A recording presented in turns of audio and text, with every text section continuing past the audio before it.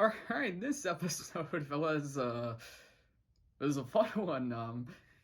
This is Amphibia, this is episode 6B, Girl Time. Pretty much what the title is, Girl Time, so, Anne and Polly do stuff. And it's interesting to see this episode because growing up, I grew up in a house, I'm the youngest in my family. I have older brothers, and I have my dad and my mom. So for my mom, being the only woman in the house, it was pretty. I mean, I can imagine the torture she went through some days. So for Polly, she doesn't really seem to be too bothered by the fact that she's the only girl of the planters, and then there's Anne. I mean, I'm not trying to exclude her, but um, Polly definitely seems to be more of a. Yeah, I'd say she's a kind of a tomboy. I mean, she isn't too.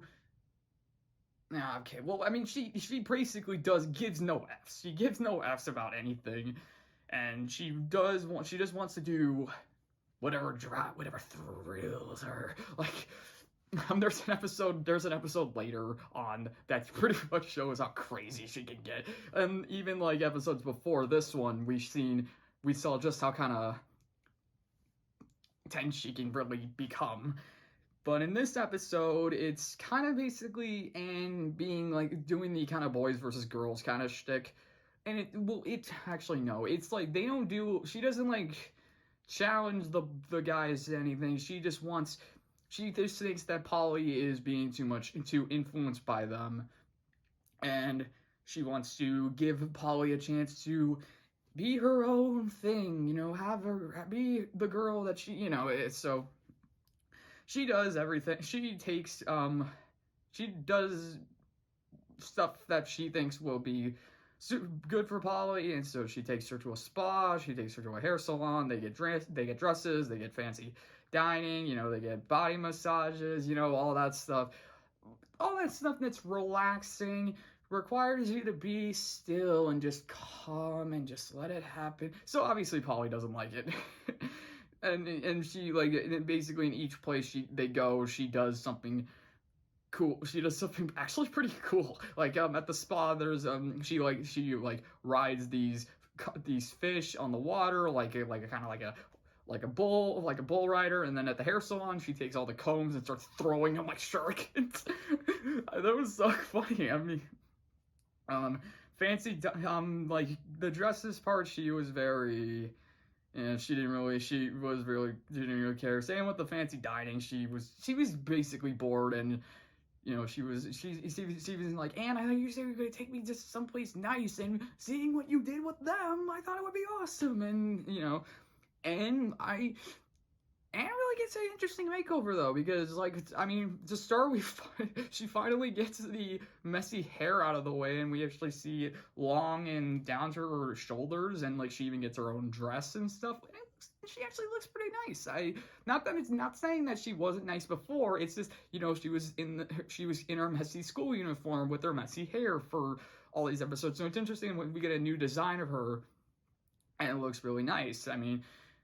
We usually animators like to keep it one main design or throw in it, and so when we throw in a different design, usually it's used for one episode. I mean, I doubt this outfit will come back. I doubt this look that she has will come back.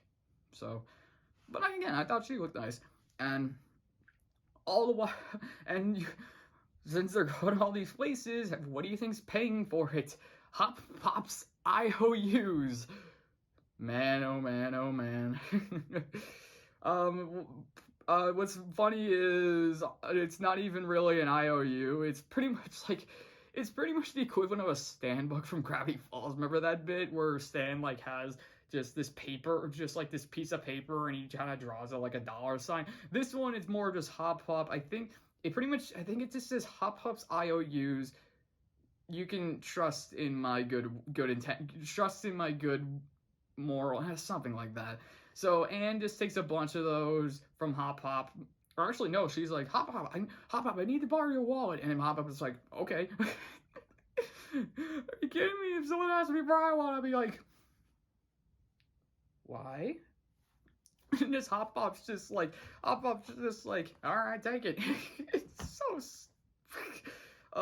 so when they go to each of these places and gives them these IOUs, and eventually, you know, everyone's like, wait a minute, this isn't money. And so they go to the constable, and also, what's also probably the funniest one, the masseur they go to is actually a bounty hunter. That was so weird. I mean, she has a Russian accent, and she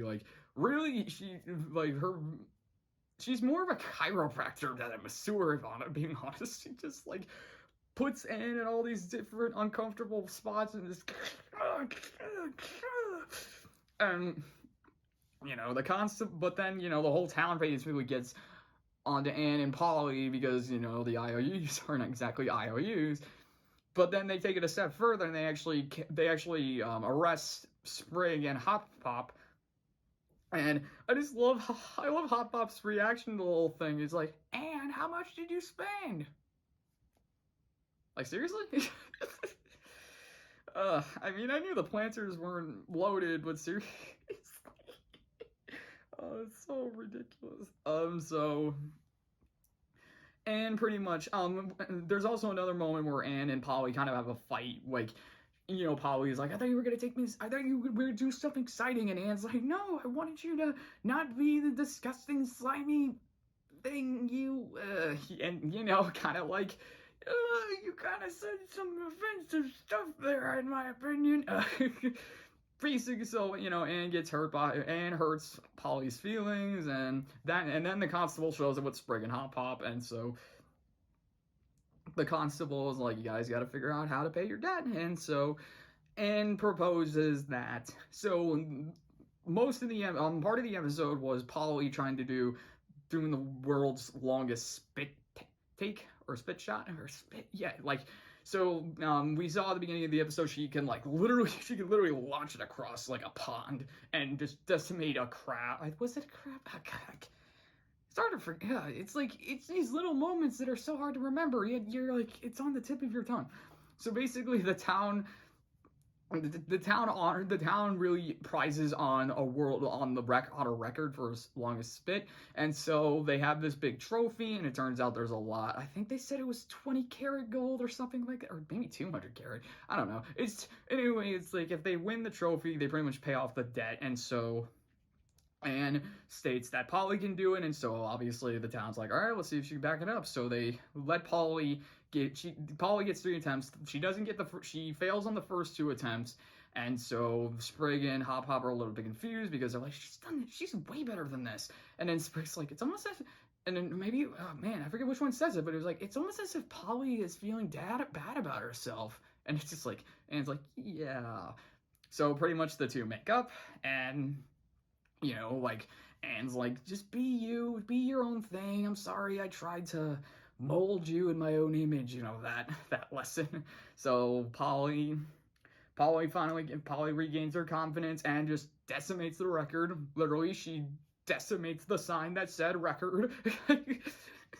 And so they win the prize. They break the trophies, so that way the people that they owed got their share of the gold, and then they give Polly her own little statue on the top. Like, they take what's left of the gold that they get, and they put it up top on a statue, and it's, you know, it's nice. It's a nice thing, and this is another one of those episodes that it's like, it's a nice little nugget, in my opinion, for the characters, you know, because it doesn't really bring too much of story ahead.